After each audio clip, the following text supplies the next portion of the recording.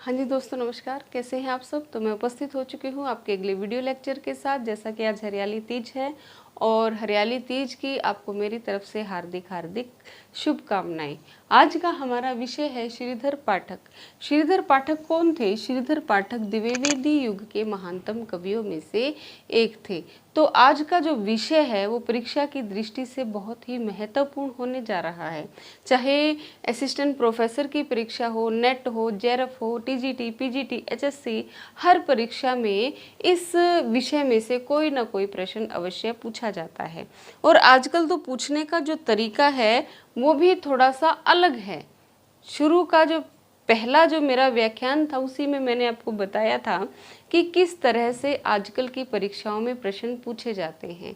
वो तथ्यात्मक नहीं होते बल्कि कौन से होते हैं, वो व्याख्यात्मक होते हैं। असंगत पूछ लिया जाता है या इसमें से सत्य कौन सा है वो बताइए, या फिर मिलान दे दिए जाते हैं।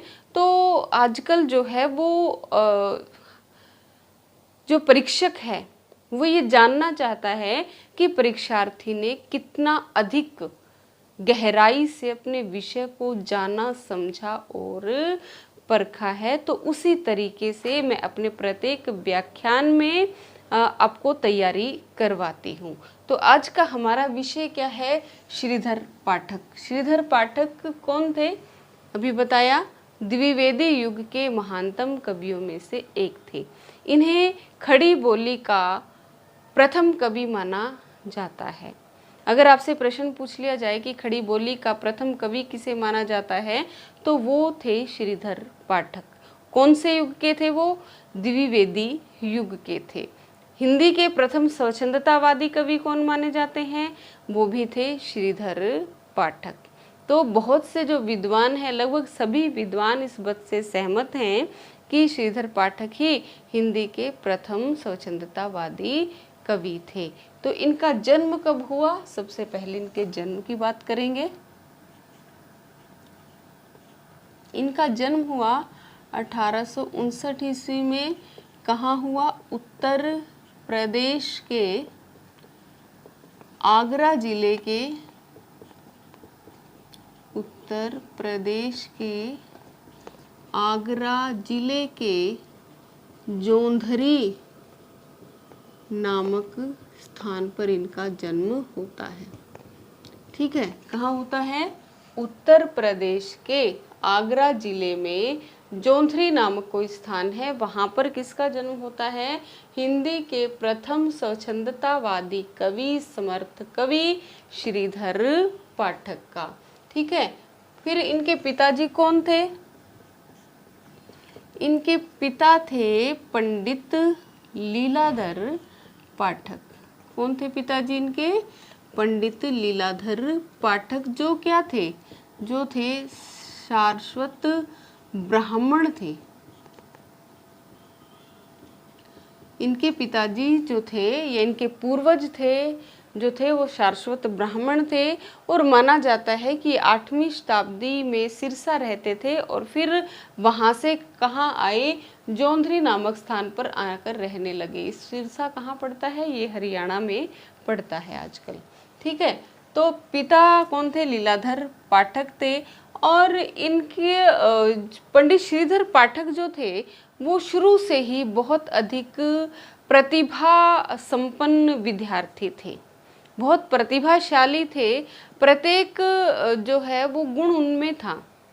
विद्या अध्ययन में बहुत अधिक इनकी रुचि थी और विद्या अध्ययन में रुचि होने के कारण ही ये प्रत्येक श्रेणी में प्रथम स्थान प्राप्त करते थे। पहली कक्षा से लेकर 12वीं कक्षा तक इन्होंने पढ़ाई की और प्रत्येक श्रेणी में इन्होंने प्रथम स्थान प्राप्त किया और 12वीं तक ही औपचारिक शिक्षा प्राप्त की। उसके पश्चात जो है वो इनकी सरकारी नौकरी लग जाती है। ये अंग्रेज सरकार के अधीन जनगणना अधीक्षक के पद पर नियुक्त होते हैं और इसी नौकरी के अंतर्गत ही या इसी नौकरी के सिलसिले में इन्हें भारत में अनेक स्थानों पर घूमने का अवसर प्राप्त होता है। जैसे कि वो जाते हैं नैनीताल, देहरादून, मंसूरी, ऐसे पर्वतीय क्षेत्रों में जब वो जाते हैं तो वहाँ प्राकृतिक सुषमा को देखने का, बहुत नज़दीक से देखने का इन्हें अवसर प्राप्त होता है और वो प्राकृतिक सुषमा से उस सौंदर्य से इतना ज़्यादा प्रभावित होते हैं कि उस सौंदर्य को बिल्कुल स्वच्छंद भाव से अपनी कविताओं में स्थान देते हैं। तो अगर आपसे पूछा जाए कि द्विवेदी युग में प्रकृति वर्णन सबसे अधिक सुंदर किसका है, तो वो कौन है? श्रीधर पाठक। या सबसे अच्छा प्रकृति वर्णन किसने किया, तो वो किसने किया? श्रीधर पाठक ने। भारतेंदु युग में सबसे अच्छा प्रकृति वर्णन किसने किया? वो थे ठाकुर जगमोहन सिंह। ठीक है, तो ये थे इनके पिताजी। परीक्षा शिक्षा इन्होंने कहाँ तक प्राप्त की थी? 12वीं तक, जिस उस समय इसे एंट्रेंस की परीक्षा कहा जाता था। तो अब हम बात करते हैं इनकी काव्य कृतियों की, क्योंकि इन्होंने केवल काव्य कृतियां लिखी, ना इनका कोई नाटक है, ना कोई इनका निबंध है, ना कोई उपन्यास है, ना कोई कहानी है। इन्होंने क्या लिखी है? सिर्फ अनुदित काव्य कृतियां हैं इनकी और मौलिक काव्य कृतियां हैं। इन्होंने क्या है, ब्रज भाषा में भी काव्य रचना की है और खड़ी बोली में भी काव्य रचना की है। जब हिंदी साहित्य आधुनिक काल में प्रवेश कर गया तो उस समय परंपरागत काव्य भाषा को छोड़ने की एक कुलबुलाहट सी उत्पन्न हो गई थी और भाषा के संबंध में एक दोहरी नीति अपनाई जा रही थी कि गद्य में के लिए तो खड़ी बोली सही है, परंतु पद्य के लिए खड़ी बोली सही नहीं है। भारतेंदु युग के कवियों में ऐसी भ्रांति थी। वो कहते थे कि ब्रज भाषा तो माधुर्य युक्त है, परंतु खड़ी बोली क्या है? कर्कश है, और कविता में तो माधुर्य होना चाहिए, तुकबंदी होनी चाहिए, तो खड़ी बोली में कविता करना संभव नहीं है। परंतु श्रीधर पाठक जो है उस समय खड़ी बोली में काव्य रचना करते हैं।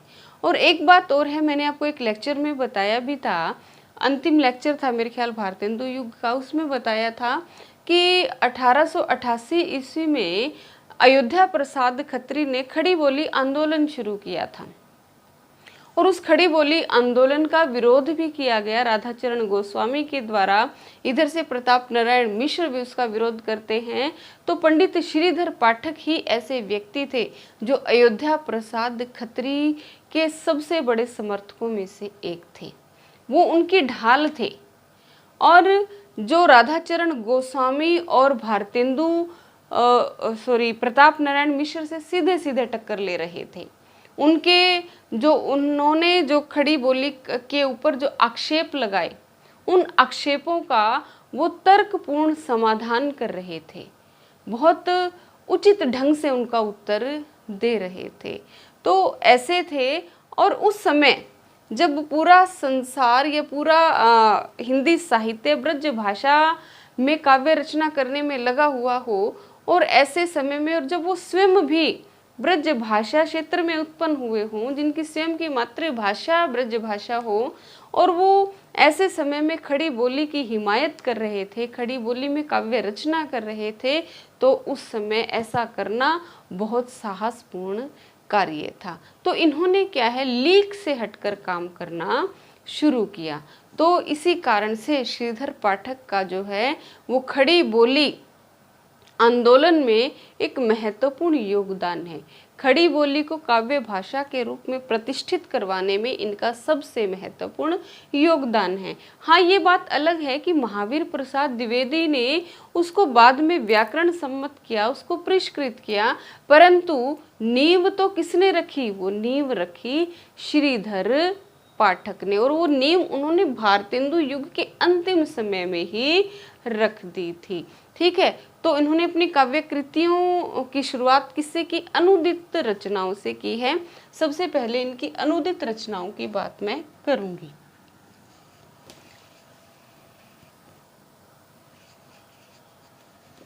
अनुदित काव्य कृतियां,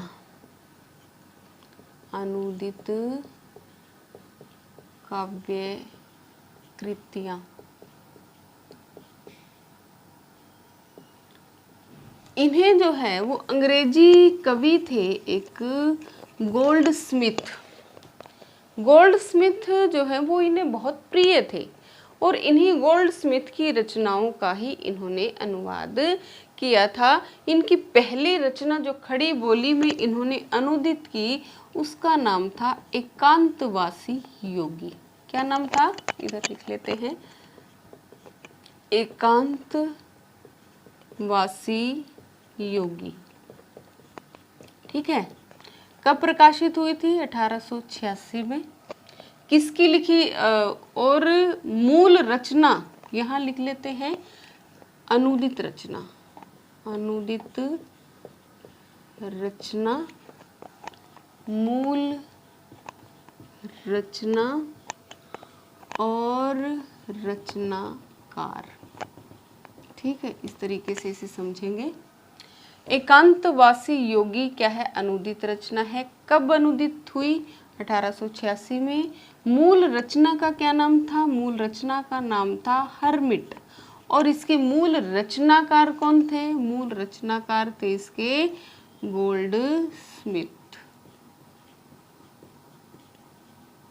ठीक है। और इसकी क्या विशेषता है कि ये जो रचना है ये कौन सी बोली में है, कौन सी भाषा में है? इसकी भाषा है खड़ी बोली। लिख लीजिए इसको, ये है खड़ी बोली की प्रथम रचना है। खड़ी बोली की प्रथम रचना है। अगर आपसे पूछ लिया जाए ना कि खड़ी बोली की, हिंदी खड़ी बोली की प्रथम रचना कौन सी है, तो वो है एकांतवासी योगी।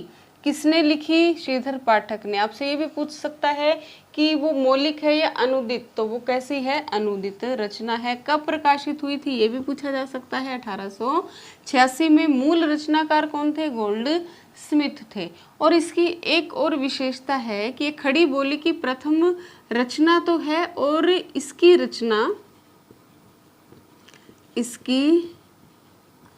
रचना लावणी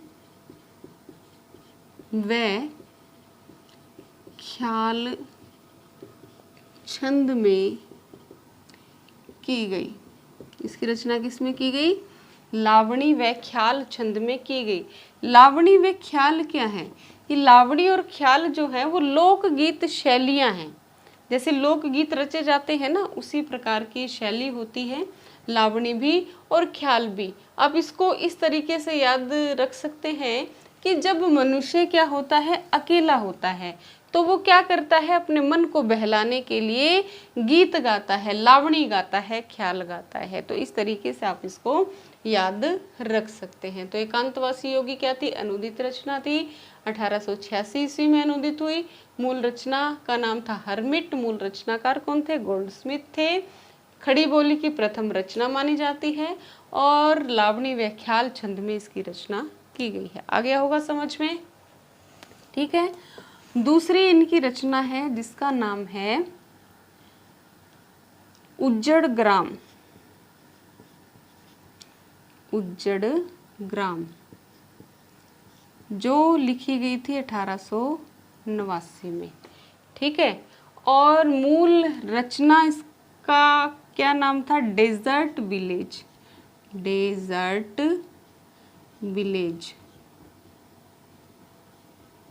मूल रचना नाम था डेजर्ट विलेज। और मूल रचनाकार कौन थे? यही गोल्डस्मिथ थे इसके मूल रचनाकार। इसकी क्या विशेषता है? इसकी विशेषता है कि ये कौन सी भाषा में लिखी गई थी? ये ब्रज भाषा में लिखी गई। कौन सी भाषा में लिखी गई थी? ब्रज भाषा में लिखी गई थी। इसको याद करने का क्या तरीका है कि ये किस गांव के थे? ये कहाँ के थे? आगरा के जोंधरी के थे, जहाँ क्या बोली जाती थी? ब्रज भाषा बोली जाती थी। तो ये जो उज्जड़ ग्राम, ग्राम आ गया, भाषा कौन सी है? ब्रिज। तो गांव के साथ ब्रिज को जोड़ लीजिए, तो इस ऐसे आप इसको याद कर पाएंगे। ठीक है। तो डेजर्ट विलेज जो है वो मूल रचना है, उसको उज्जड़ ग्राम नाम से अनुदित किया 1889 में। और कौन मुख्य रचनाकार है इसके? गोल्डस्मिथ। तीसरी इनकी थी जिसका नाम है शांत पथिक। शांत पथिक। और मूल रचना का नाम है, वैसे ये लिखी गई थी 1902 ईस्वी में, और मूल रचना का नाम है इसका द ट्रैवलर। द ट्रैवलर इसकी मूल रचना है, और रचनाकार कौन है? यही गोल्ड स्मिथ है। और इसकी विशेषता क्या होती है? इसकी विशेषता है कि ये रोला छंद में लिखी गई है, जैसे कि एकांतवासी योगी लावणी और ख्याल छंद में लिखी गई है, और इसी प्रकार ये जो शांत पथिक है ये रोला छंद में लिखी गई है। भाषा कौन सी है? खड़ी बोली में लिखी गई है, और इसको याद करने का तरीका है, रोला का क्या मतलब होता है देसी भाषा में? शोर करना, ठीक है। तो शांत पथिक मतलब कि पथिक क्या है? सो रहा है, अगर आप शोर करेंगे तो वो उठ जाएगा, रोला करोगे तो उठ जाएगा। तो शांत पथिक को याद करने का कि कौन से छंद में रचित है, तो वो रोला छंद में रचित है। इस प्रकार से आप इन्हें याद कर सकते हैं। तो दो अन्य और इनकी अनुदित रचनाएं हैं। एक तो है कालिदास की ऋतु संहार, लिख लीजिए।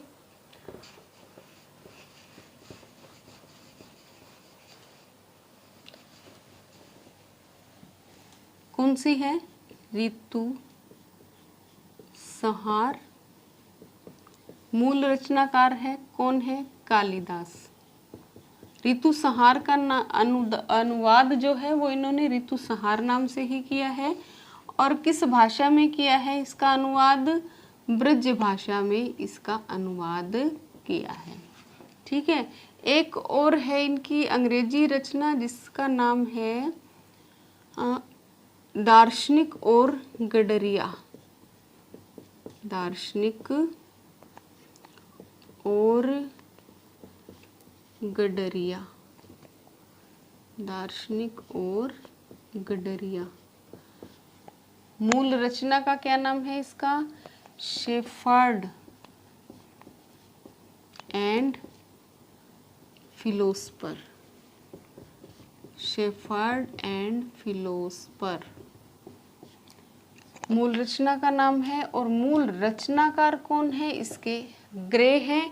कब प्रकाशित हुई, कौन सी भाषा में थी, इसका पता नहीं मिलता, ठीक है। तो ये क्या थी? इनकी अनुदित काव्य कृतियाँ कितनी थी?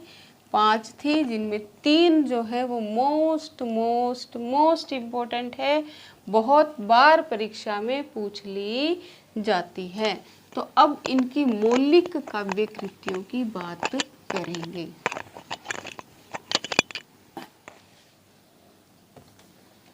मौलिक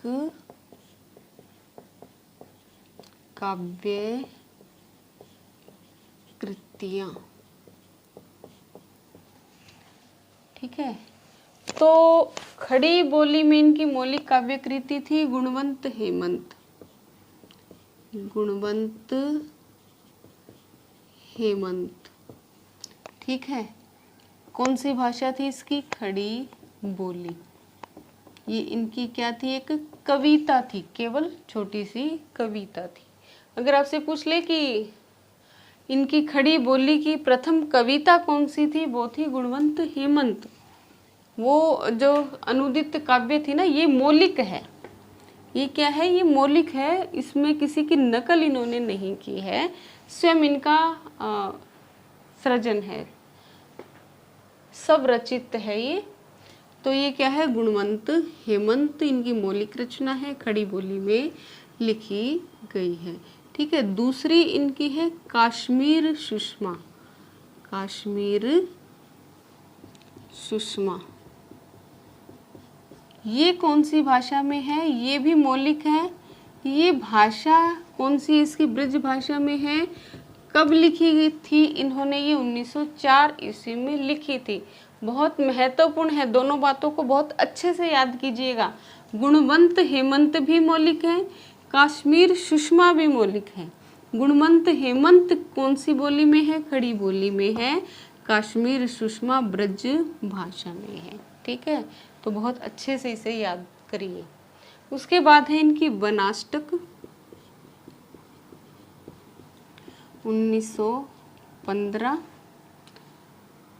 और देहरादून, देहरादून ये भी 1915। अगली है जगत सच्चाई सार। सच्चाई है ये, सच्चाई, सच्चाई नहीं है। इसकी क्या विशेषता है? ये है सद्धुकड़ी, ये है सद्धुकड़ी ढंग से लिखी गई 51 छंदों की लंबी कविता है। 51 छंदों की क्या है ये? लंबी कविता है। जैसे जगत है सच्चा, तनिक न कच्चा, समझो बच्चा इसका भेद। तो इस प्रकार से इसमें कुछ जो है सदुकड़ी ढंग से पंक्तियां लिखी गई हैं। अगली इनकी जो कविता है, काव्य रचना है, उसका नाम है भारत गीत। भारत गीत कब लिखी है? 1928 में। भारत गीत। और इसमें क्या है? इसमें इनकी राष्ट्रीय कविताओं को संकलित किया गया है। इसमें इनकी राष्ट्रीय कविताओं को संकलित किया गया है। ठीक है, तो क्या है? इसमें इनकी राष्ट्रीय कविताओं को संकलित किया गया है। गुणवंत हेमंत, कश्मीर सुषमा, वनाष्टक, देहरादून, जगत सच्चाई सार, भारत गीत। यहाँ तक आपने नोट कर लिया होगा। अगर नहीं किया है तो स्क्रीनशॉट ले लीजिए। ठीक है, तो अगली कविता है इनकी स्वर्गीय वीणा। स्वर्गीय वीणा। दूसरी है संध्याटन। संध्याटन। और मनोविनोद। मनोविनोद 1918। यह इनकी मौलिक कृतियों का संकलन है। यह क्या है? इनकी मौलिक कृतियों का संकलन है। यह इनकी मौलिक कृतियों का संकलन है।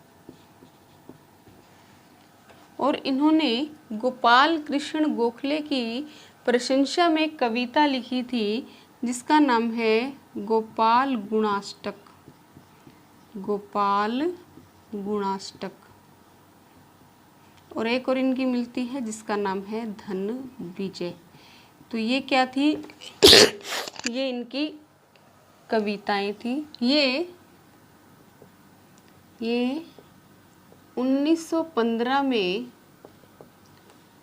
लखनऊ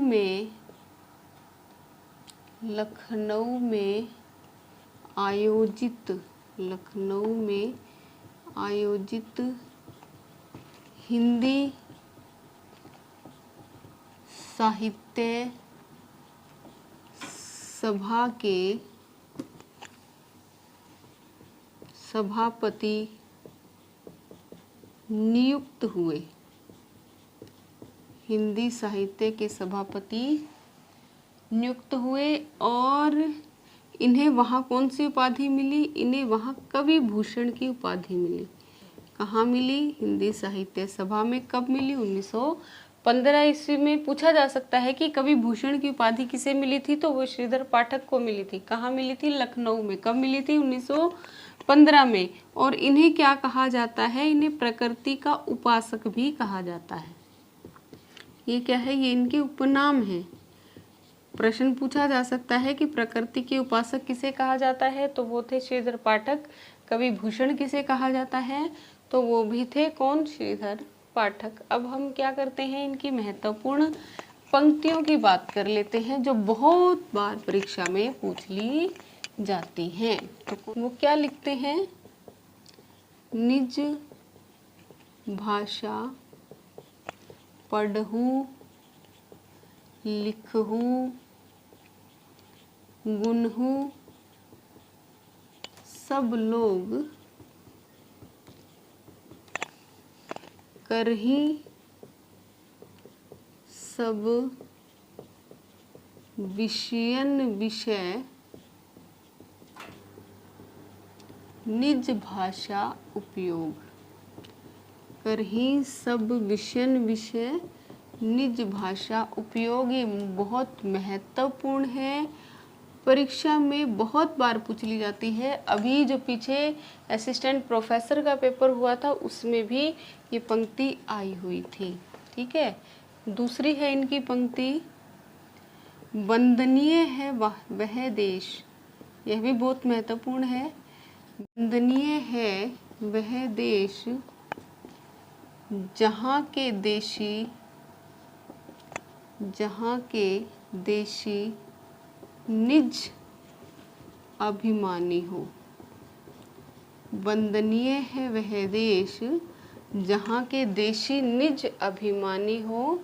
बांधवता में, बांधवता मतलब भाईचारे में, बांधवता में बंधे परस्पर परता के अज्ञानी हूँ। ठीक है। वंदनीय वह देश जहाँ के देशी निज अभिमानी हो, बांधवता में बंधे परस्पर परता के अज्ञानी हो। तीसरी पंक्ति है जो जगत सच्चाई सार में से ली गई है। वो कहते हैं, जगत है सच्चा, जगत है सच्चा तनिक न कच्चा, तनिक न कच्चा समझो बच्चा इसका भेद। समझो बच्चा इसका भेद। कौन सी कविता में से ली गई है ये? जगत सच्चाई सार में से ली गई है। चौथी वो क्या लिखते हैं? लिखो न करो लेखनी बंध, लिखो न करो लेखनी बंद श्रीधर सम, श्रीधर सम सब कवि स्वच्छंद। लिखो न करो लेखनी बंद श्रीधर सम सब कवि स्वच्छंद। ठीक है। तो इस तरीके से वो लिखते हैं, मतलब स्वच्छंदतापूर्ण सब कवियों को लिखने के लिए प्रेरित करते हैं। पांचवी है प्राकृतिक सौंदर्य से संबंधित है।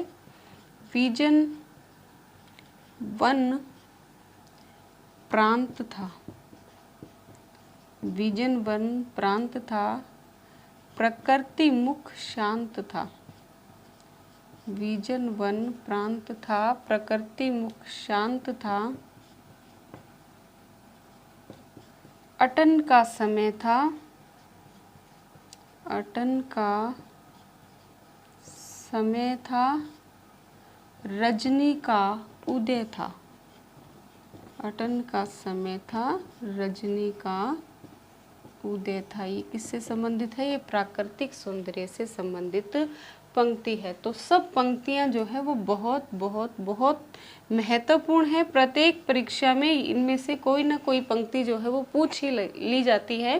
तो यहाँ से आपका 1 नंबर पक्का हो जाएगा अगर आप इसे बहुत सावधानी से अच्छे से याद करेंगे तो।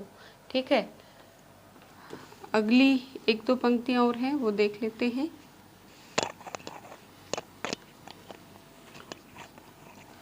कवि भूषण किसे कहा जाता है? प्रकृति का उपासक किसे कहा जाता है? खड़ी बोली का प्रथम कवि किसे कहा जाता है? तो सबके उत्तर एक ही हैं, वो है श्रीधर पाठक। अगली पंक्ति देखिए, कहीं पर सुमंजू, कहीं पर सुमंजू कोई बाला स्वर्गीय वीणा बजा रही है।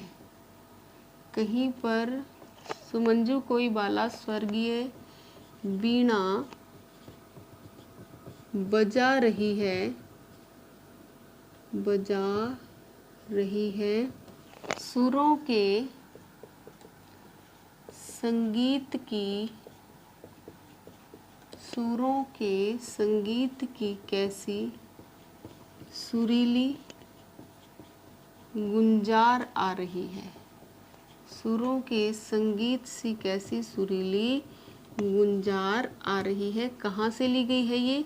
स्वर्गीय वीणा कविता में से ली गई है। शायद